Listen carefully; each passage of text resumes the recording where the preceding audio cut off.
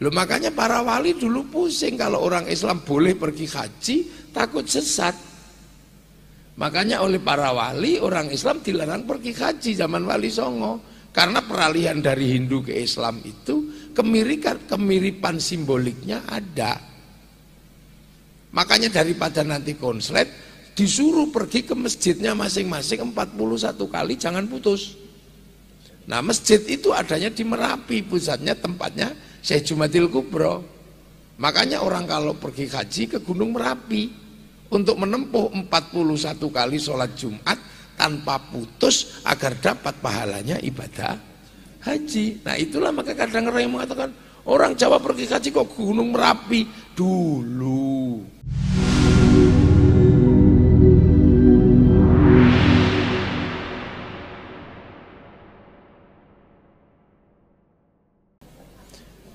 Kita niki dadi wong Islam niku enak, enteng. Sebab wonten Isra Mi'raj. Kira-kira nek mboten enten Isra Mi'raj ngono, wong zaman akhir niku bingung mensikapi keadaan sing tumplek-plek kaya ngene iki.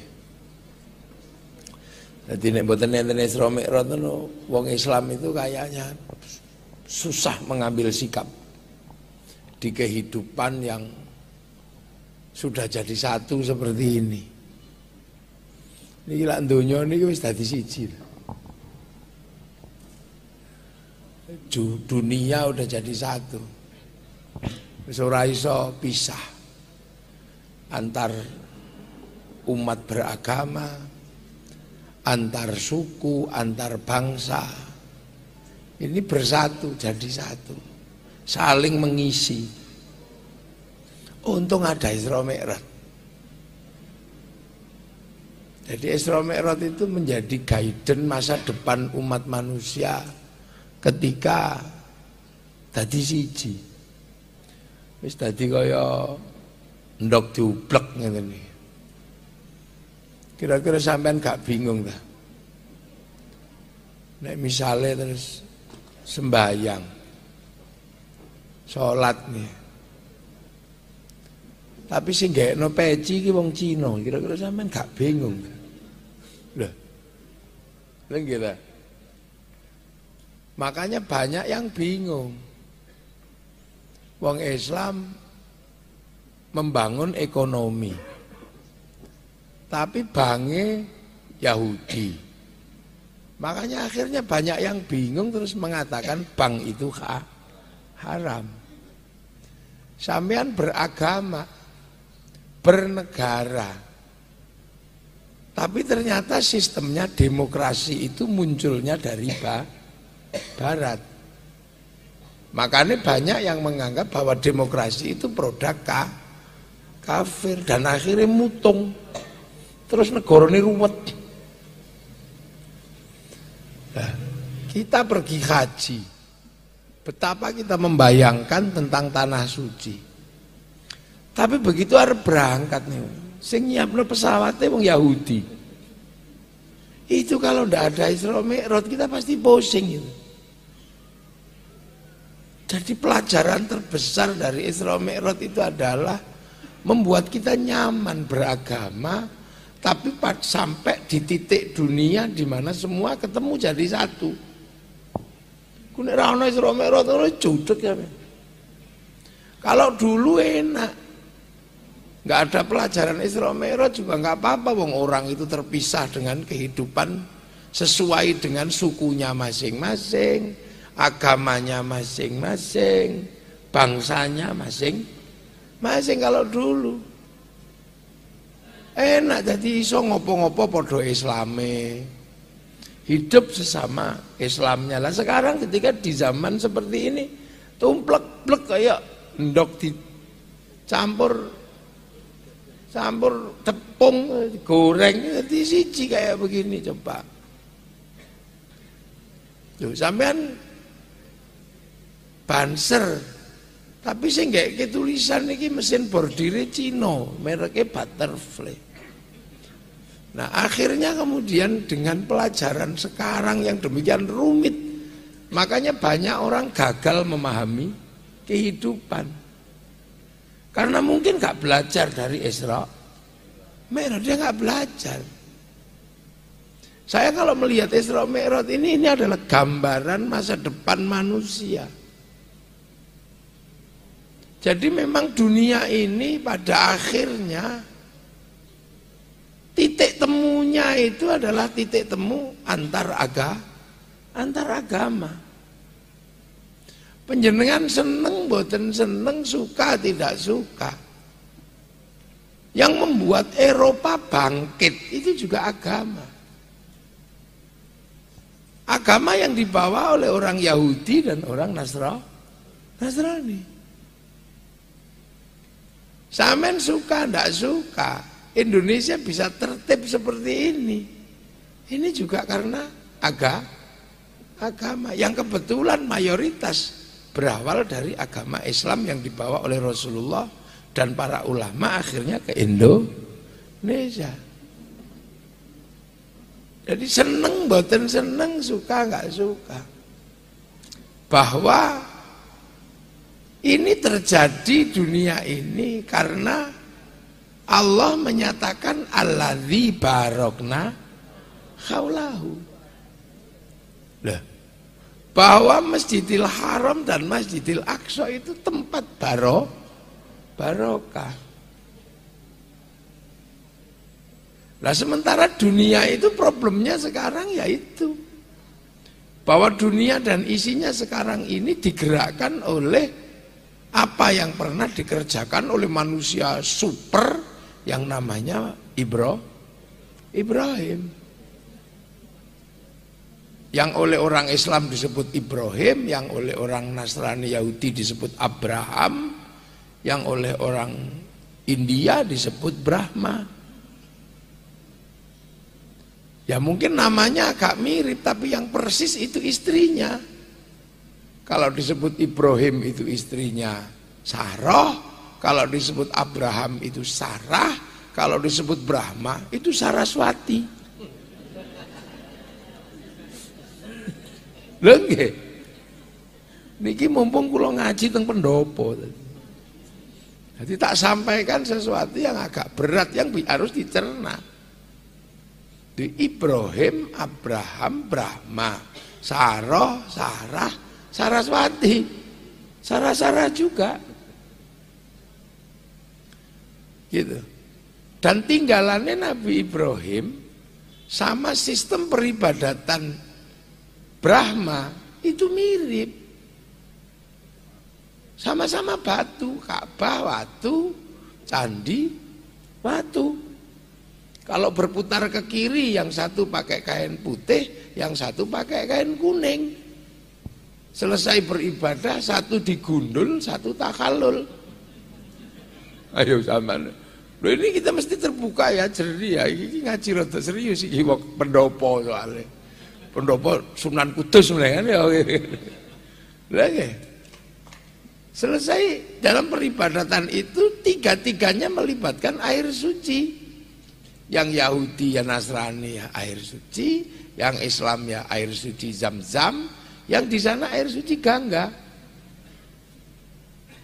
Loh makanya para wali dulu pusing kalau orang Islam boleh pergi haji, takut sesat.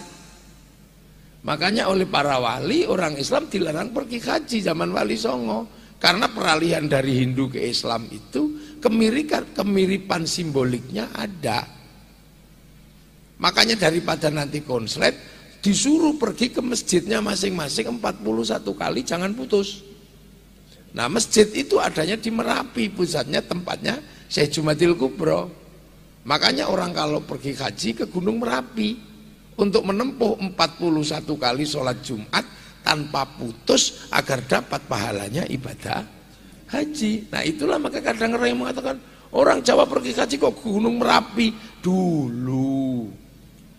Nah yang di Sulawesi kemuridnya Sunan Ampel namanya Datuk Ribandang. Satu-satunya masjid di Sulawesi ada di Gunung Bawah Karaeng. Makanya sampai sekarang ada yang mengatakan haji cukup ke Gunung Bawah Karaeng. Loh, ini ilmiah loh ya. Loh makanya kita ini kadang Hari ini ya suka nggak suka. Peradaban ini digerakkan oleh peradaban Ibrahim.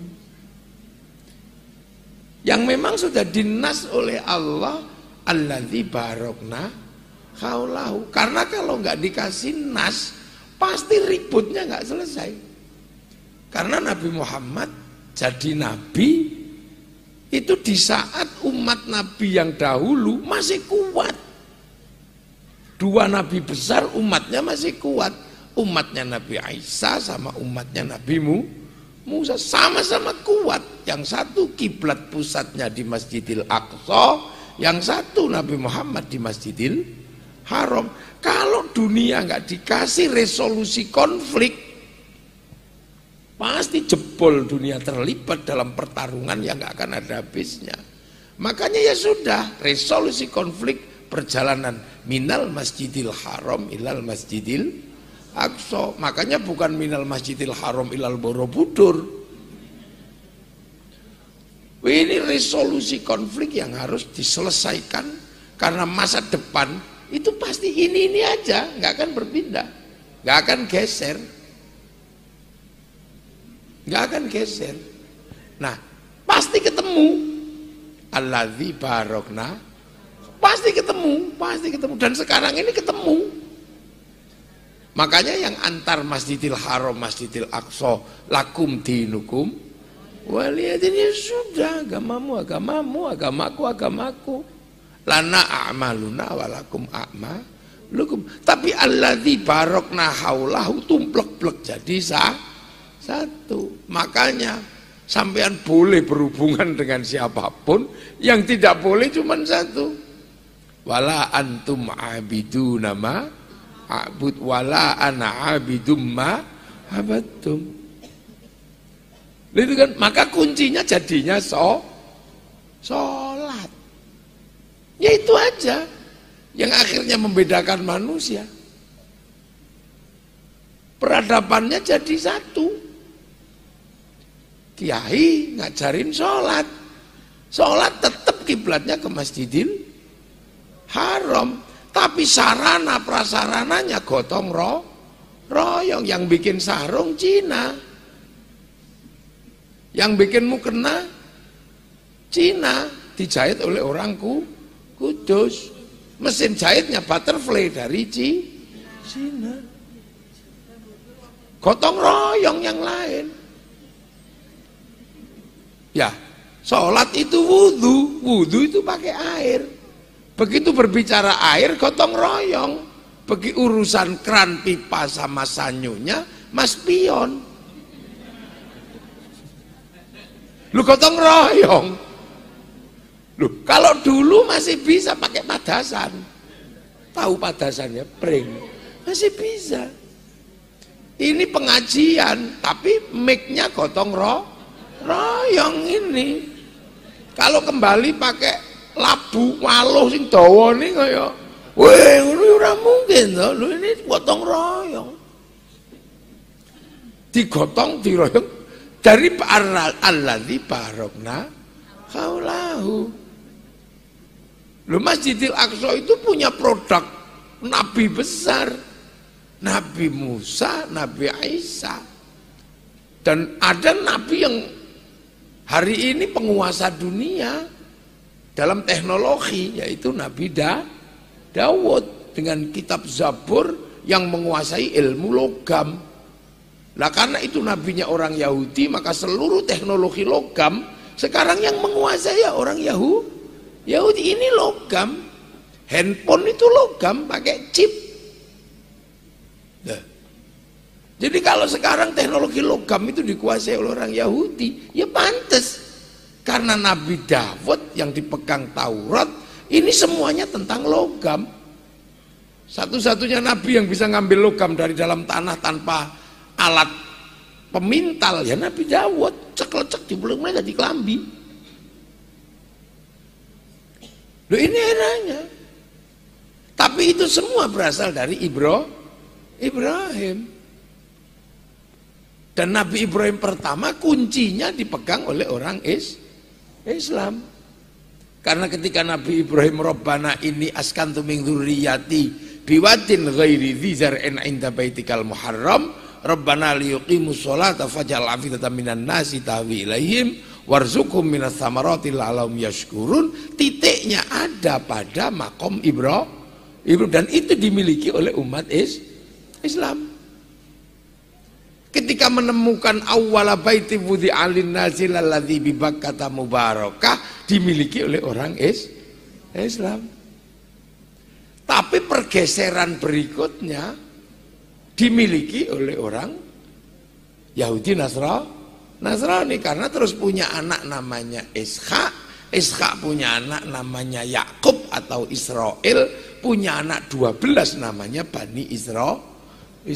Dan di situ semua yang mengembangkan perubahan dunia. Kan ini kita tidak enak gitu kan, jadi nggak enak kita terus. Loh ya berarti, loh kene iki duwe simbol yang pertama. Yang artinya bahwa kebangkitan terakhir nanti itu kaum muslimin. Tapi sekarang ini masih eranya logam, eranya David, eranya Daud. Maka jangan salah kalau ini eranya era Zabur dan Taurat. Tapi titik-titik terbesarnya Nabi Ibrahim ada di Makkah. Jadi simbol dunianya milik Makkah. Sampai titik temu manusia pertama Nabi Adam dan Hawa juga di Makkah, namanya Jabal Rahmah. Nah, ketika kembali ke titik ini kapan? Ya mungkin kita tidak menemukan, tidak sampai di titik itu. Karena begitu kembali ke titik itu terus kiamat. Makanya masih lama kiamat itu. Gak usah dipikir serius-serius gitu loh. Gak usah dipikir tentang khilafah alamin haji nubuwah, akhirnya keliru tadi khilafah takhririyah. Akhirnya danau Tiberias mengering, padahal dia mengering berkali-kali. Yang dimaksud mengering di saat kiamat itu, jadi tanda kiamat adalah ketika Dajjal turun, kaum muslimin berlari ke Makkah, Madinah, di tengah jalan kehausan, teringat danau Tiberias untuk minum, begitu geser ke sana, sudah keduluan Ya'juj Ma'juj. Itu kan dari dulu makna kitabnya begitu, bukannya kering karena kurang hujan. Makkah menghijau, ya setiap pada musim hujan ya menghijau. Tapi yang dimaksud Nabi itu bukan menghijau yang temporer kayak gitu terus. Bulan Januari awal dan Desember akhir saya di Mekah, hujan 24 jam selama 2 minggu, hijau semua gunung-gunung di Makkah. Akhir Januari tanggal 21 sampai tanggal 4 Februari saya di Mekah, kering semua lagi sudah. Akhirnya gagal lagi ramalan kiamat itu. Termasuk tanggal 15 bulan Ramadan hari Jumat, asteroid nabrak bumi. Kan gitu. Ternyata sampai hari Sabtu nggak jadi. Padahal sudah jual kebun, jual tanah, dipasrahkan hari kiamat panitianya. Nah, kita akhirnya dikomplain. Memang kiai itu nggak peduli sama kiamat. Bukannya kita nggak peduli, kita yakin wong itu rukun iman. Tapi jangan terlalu sering dibahas kiamat itu, ngapain bahas serius-serius. Wong kiamat itu bareng-bareng. Bukan kayak listrik mati giliran itu enggak. Karena bareng-bareng aja lah, ngapain dibakar serius-serius. Loh, ini loh, di titik ini kita ketemu. Jadi ini dunia terus ketemu semua. Loh, saya ngaji itu di syuting. Loh, enggak apa-apa, terusin biar rekamannya ada. Saya ngaji di syuting, nah itu. Terus kemudian nanti dikirim lewat WhatsApp. Mekanisme WhatsApp itu mekanisme teknologi ya orang Eropa. Si Kuhn, Mark Zuckerberg, pakai Facebook ya Mark Zuckerberg, handphonenya kebetulan Samsung. Yang bikin orang Korea. Jadi tumplek-blek hari ini. Ini yang terbangan kan keren tuh terbangan.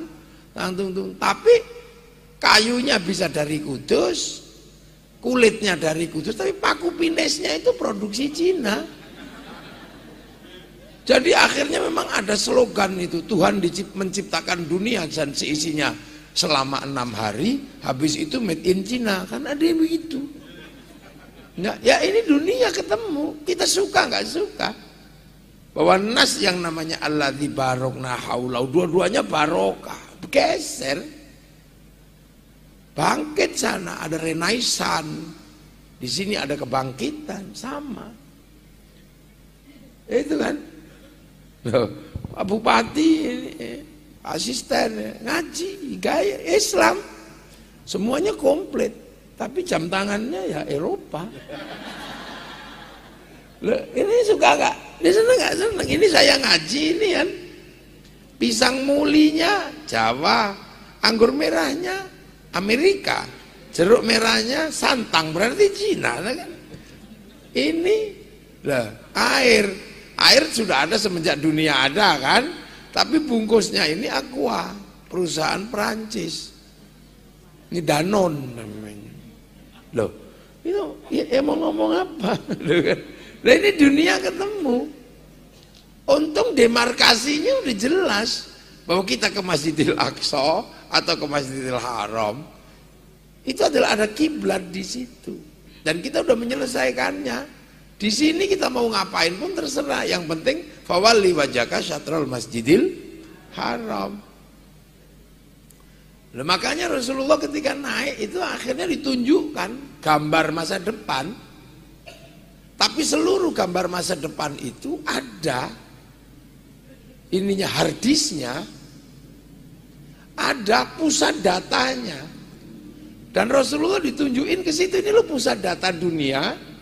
Namanya Lauhil Mahfud, yang dalam keyakinan Yahudi Nasrani disebut tabut Sulaiman, dalam keyakinan orang Yunani disebut kotak Pandora, dalam keyakinan orang Jepang disebut kantong Doraemon, kan pusat ada ini. Nah, Rasulullah ditunjukin ini nih, kamu bisa akses ini karena apa? Seluruh manusia di dunia diregister di situ. Alastu birabbikum qalu bala syahidna. Jadi diregister. Manusia turun di situ tuh nanti kasih paketan. Paket nyawanya sekian, paket rezekinya sekian. Kalau paketannya habis ya kik mati. La yastakhiruna sa'atan wa la yastaqdimun, kik mati. Nah, teknologi itulah yang sekarang diduplikasi. Mereka bayangkan tentang kotak segala tahu yang ada di langit, diduplikasi lewat menaikkan sebuah kotak naik lewat namanya satelit. Dan dunia sekarang diatur oleh sistem satelit ini, gitu. Skybox ini, kotak langit gitu. Ya ditentukan oleh kotak langit. Sampai bisa siaran langsung karena terhubung dengan kotak lah. Nah, kita satelit itu. Kalau nggak terhubung dengan provider yang menghubungkan dengan satelit, sampai nggak bisa ngerekam siaran langsung, nggak bisa. Pak asisten nggak perlu pusing, anaknya sekolah di Amerika apa di mana, begitu bilang Pak butuh uang, gitu sudah, 10 juta angka. Sampai tidur ngantuk-ngantuk ini Gojek. Ini satelit, iseng-iseng terus hidung kita dipoto, gitu. Kirim. Yang dulu itu nggak ada manual kan, manusia pengen ketemu ya datang. Kalau kangen kedungan sarung, gerimis-gerimis masuk kebun jagung mencari kekasihnya. Nggak itu, ya gitu dulu. Sekarang semua dikendalikan saat kita tidur gini. Iseng aja mau lihat mana, tinggal pegang handphone, cari gini mau lihat Amerika, ketik, keluar Amerika. Yang laki-laki kalau mau membedakan bokong Kudus sama bokong India ya tinggal ketik aja, bokong India, oh beda itu. Itu di sini tinggal nggak perlu, itu satelit yang kerja. Kotak langit itu yang kerja. Total, semua yang kerja di situ. Tiba-tiba gitu kotak langit. Sampean males gitu masak soto kerbau. cari Bu Kerbu ini yang ahli masak, nggak perlu, cukup di sini aja tutorial soto kebo itu ya keluar gitu. Sama di situ bisa iseng kan, istrinya Gus Muafik ada di sini. Sampai itu bisa aja. Sampai tak foto gini jepret di sini, terus kemudian tak cari ini wajah ini siapa, ketemu pasti di sini nanti. Oh, orang Kudus, namanya Zuleha, keluar. Zaman mau iseng itu, asisten satu, zaman ketik aja di situ. Anaknya berapa, istrinya namanya siapa, alamatnya mana, punya motor berapa, keluar itu semua datanya. Jadi dan itu siapa yang kerja? Satelit, kan gitu. Saya datang ke sini tadi itu di keluar pintu tol, tak lihat merah macet, lubang-lubang, ya sudah, sak tutup kan ngono tok saya itu. Tutup jam 12 jam 12, jam 1. Ini semua kerja satelit. Dan kita kadang iseng kan, terus kemudian ada kita bangun relasi. Ya, Bu, gimana kabarnya? Syaratnya punya apa? Punya pulsa.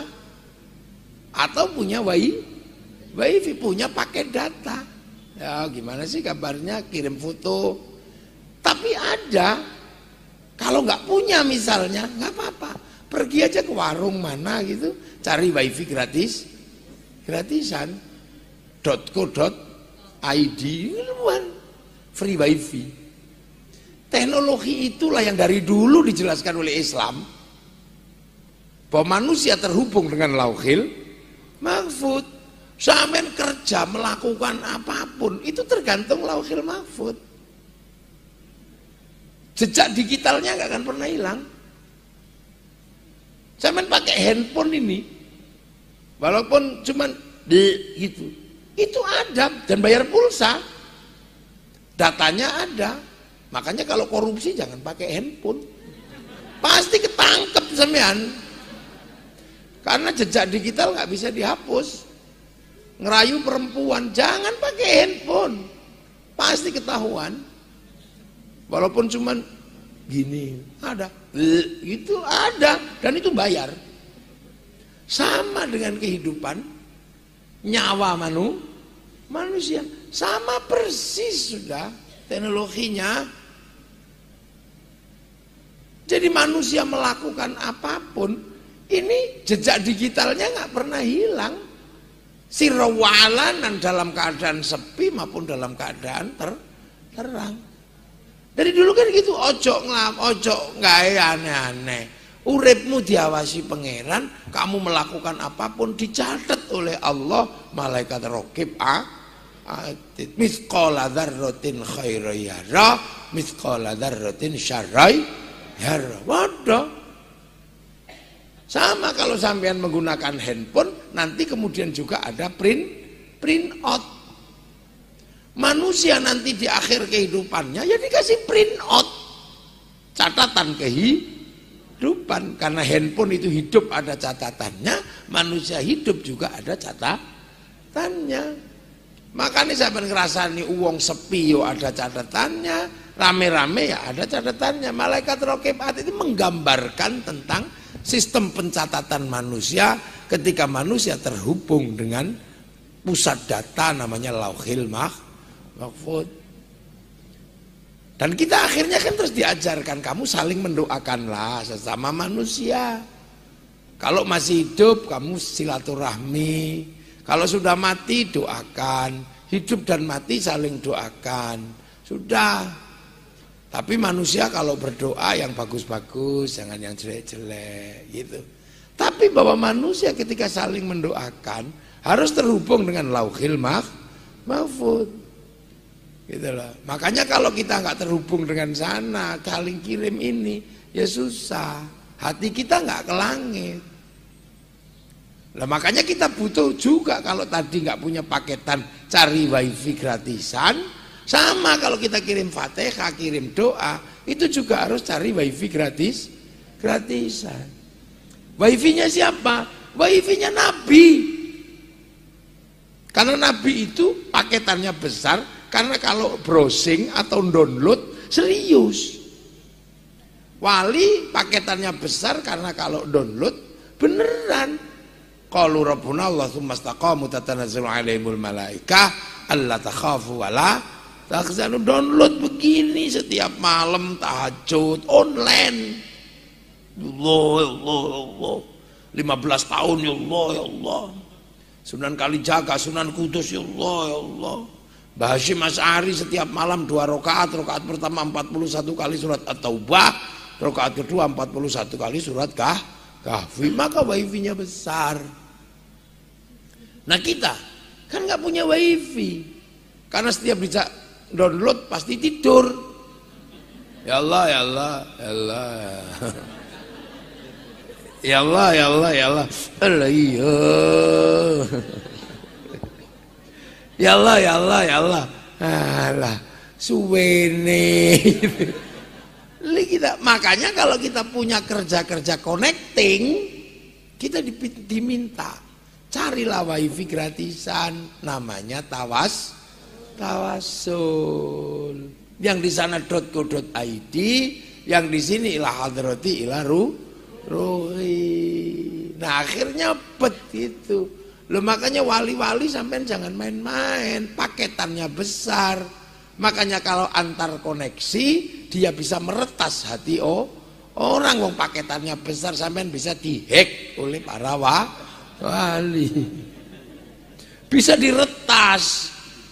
Itu kan makanya wali-wali itu weruh sadurunge wina.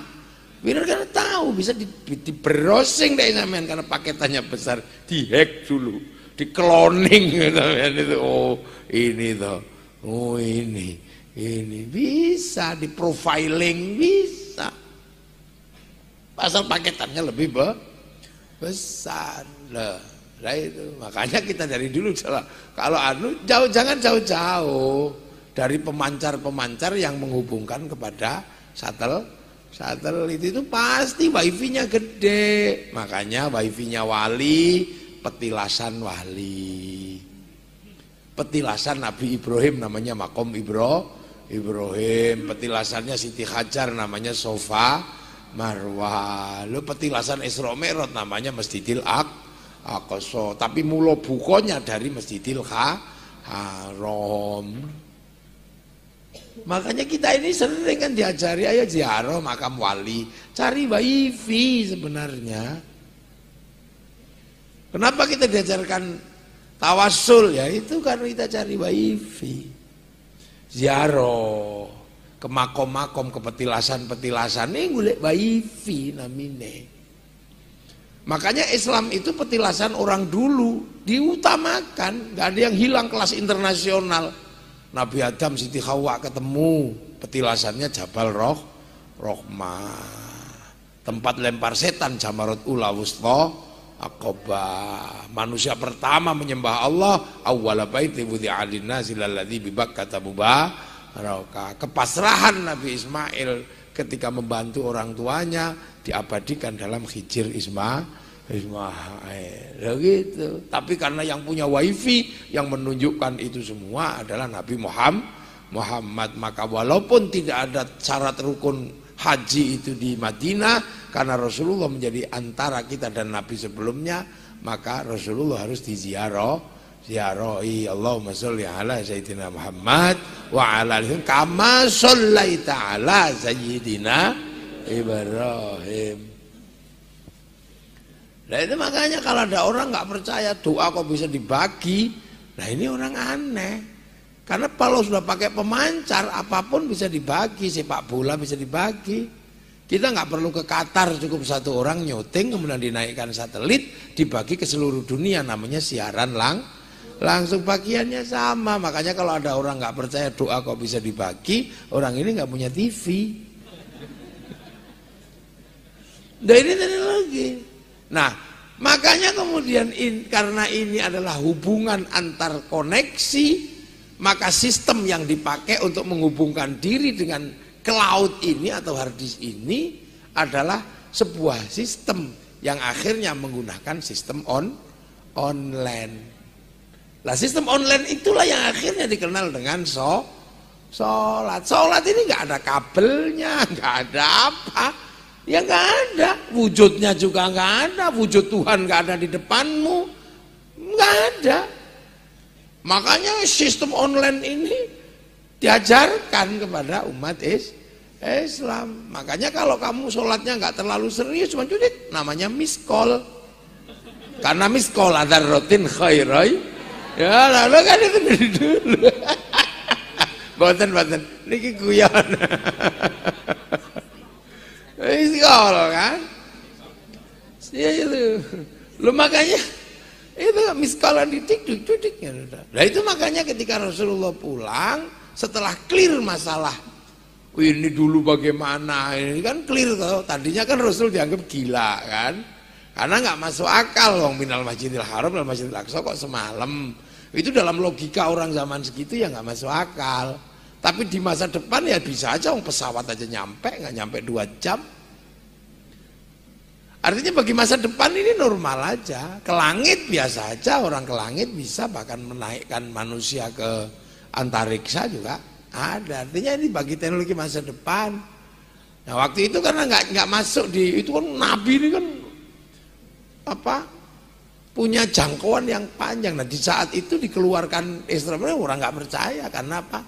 Atau mungkin jangan-jangan kita dulu waktu itu kalau seandainya kita hidup di zaman itu masuk golongannya Abu Jahal, jangan-jangan sama-sama nggak percaya. Lu sahabat Umar aja susah mencerna, sahabat yang lain susah.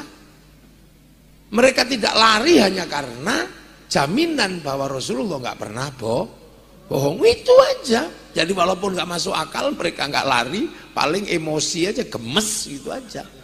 Tapi jaminannya kan Rasul nggak pernah bohong, itu aja.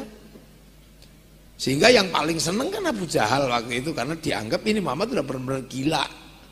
Maka datang ke Rasul, ya Muhammad, apa? Mana Bu? Katanya kamu dari langit ya? Iya, aku dipanggil oleh Allah. Hebat kamu. Nabi beneran, kamu hebat. Itu cangkemnya Abu Jahal. Hebat. Olok-olok sebenarnya. Kalimat hakin itu bial batil itu ya itu. Tapi saya nggak ada yang percaya, man. Teman-teman saya ini nggak ada yang percaya, malah saya dianggap gila. Alah, wong temanmu kan orang-orang bodoh gitu. Akalnya nggak nyampe. Kolega-kolegamu itu nggak nyampe. Kecuali kalau kolega-kolega saya orang-orang pinter, kamu cerita pasti teman-temanku bisa memahami. Karena itu hanya orang pinter aja yang bisa paham. Maka daripada temanmu nggak percaya, kisahmu itu kamu ceritakan aja di tempatku. Kamu tak undang ya nanti ke rumahku, tak siapkan makan, tak siapkan apa, pokoknya beres deh, saya yang undang. Tapi teman-temanmu datang nanti biar kamu bisa cerita. Temanku tak undangnya semua, kamu ceritalah. Itu akhirnya halumi kumpul semua dikumpulin sama Abu Jahal. Di rumahnya Abu Jahal kasih makan, kasih apa. Rasulullah disuruh datang pidato jelaskan Isra Mi'raj. Jadi kalau sampean pengen tahu ketua panitia peringatan Isra Mi'raj pertama, ya Abu Jahal itu.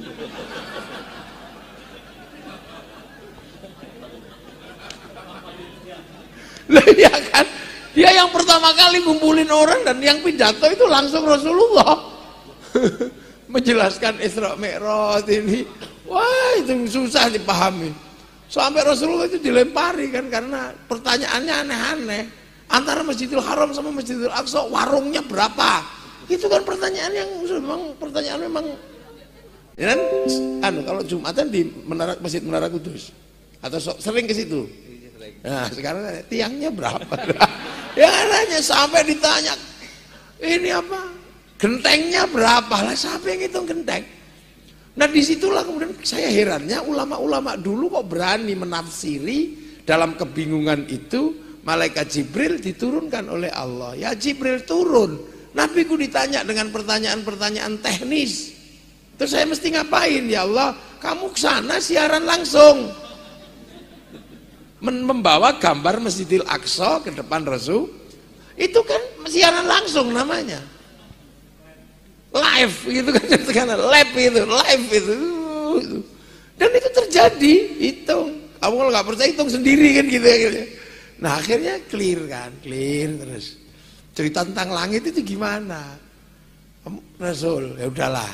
kamu akan tahu sana. Yang penting oleh-olehnya apa? Sholat. Nah akhirnya itulah sistem online ke sana. Jadi agar manusia terhubung dengan sistem virtual yang demikian gede, dengan sistem apa ya, holistik transmitter itu caranya gimana? Sholat. Sholat itu seperti apa ya? Sudahlah kamu lihat aja nih, tak ajari online kan gitu, ibaratnya gitu. Udah baris, solu kamar itu muni usolli. Allahu Akbar.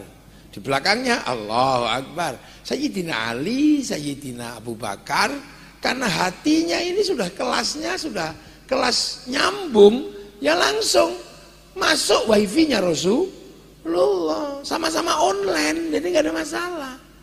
Nah yang di belakang ini Allahu Akbar. Bayangin kabelnya di mana ini ya. Karena mereka ratusan ribuan tahun ketika namanya menyembah itu ketemu dengan sosok atom, manusia, binatang, ada sosoknya. Tiba-tiba Allahu Akbar. Diu. Ya waktu itu diajari malam, oh ini malam, jadi nggak kelihatan Kang, tunggu aja kapan lagi ya Rasul, nanti Isya, oh semangat, Allah. Wah ini 3 nggak kelihatan, 4 nggak kelihatan juga, nggak kelihatan, oh, mungkin karena malam kan gitu. Ini proses sekolah zaman Rasul. Habis itu kapan lagi besok fajar ya, begitu berapa 2 kali, wah ini mungkin karena agak siang. 2 cukup lah, pasti udah kelihatan kan? Nggak kelihatan juga. Kapan lagi ya Rasul? Nanti duhur. Berapa? 4 tuh. 4 siang pasti kelihatan. Nggak kelihatan lagi. Lama-lama yang di belakang kan mulai capek, mulai malas. Ini apa ini? Nah, susah. Akhirnya Rasul nanya, kenapa sih kalian ribut aja di belakang? Susah ya Rasul. Kenapa? Tuhannya nggak kelihatan. Gitu.